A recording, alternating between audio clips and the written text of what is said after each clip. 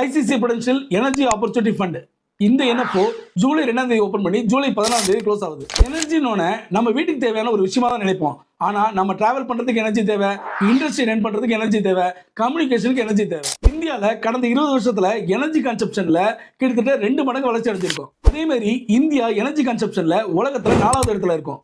இந்தியால சராசரியா ஒரு நபர் ஒரு மணி நேரத்துக்கு 1181 கிலோ வாட்ஸ் பவரை கன்சூம் பண்ணிட்டு இருக்கோம். ஆனா உலகத்தை கம்பேர் பண்ணும்போது இது 3ல 1 பங்கு தான். இன்னும் சொல்லணும்னா சைனா நம்மளை விட 4ல இருந்து 5 மடங்கு அதிகமா கன்சூம் பண்றாங்க.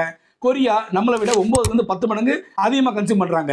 நான் ஏன் இந்த 2 கண்ட்ரி கம்பேர் பண்றேன்னா, மேனுஃபேக்சரிங் இண்டஸ்ட்ரியில அதிகமா டெவலப் ஆன கண்ட்ரி, நாமளும் அதை நோக்கி தான் போயிட்டு இருக்கோம். இந்தியால இப்பதான் 100% மக்களுக்கு எலக்ட்ரிசிட்டி ரீச் பண்ணிருக்கோம்.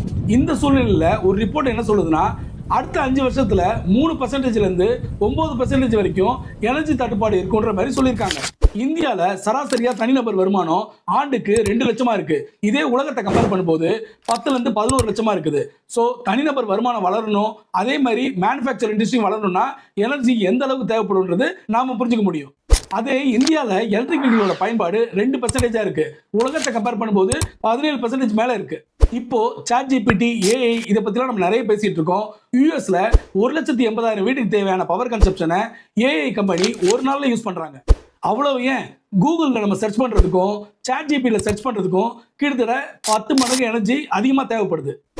வேல்யூஷன்ல பார்க்கும்போது மொத்த மார்க்கெட் கேப்ல 8% கம்பெனி தான் இந்த எனர்ஜி செக்மெண்ட்ல இருக்கு.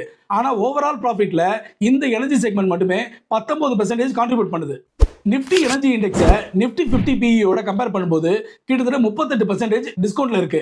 அதே பிரைஸ் டு புக் பார்க்கும்போது கிட்டத்தட்ட 35% டிஸ்கவுண்ட்ல இருக்கு.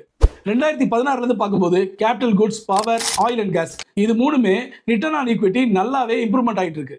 மற்ற ஏஎம்சி கம்பேர் பண்ணும்போது ஐசிசியோட அனலிஸ்ட் டீமும் எக்ஸ்பர்டைஸ் டீமும் ரொம்ப ஸ்ட்ராங்காகவே இருக்கும். அப்புறம் என்னங்க, தீமும் நல்லா இருக்கு, டீமும் நல்லா இருக்கு.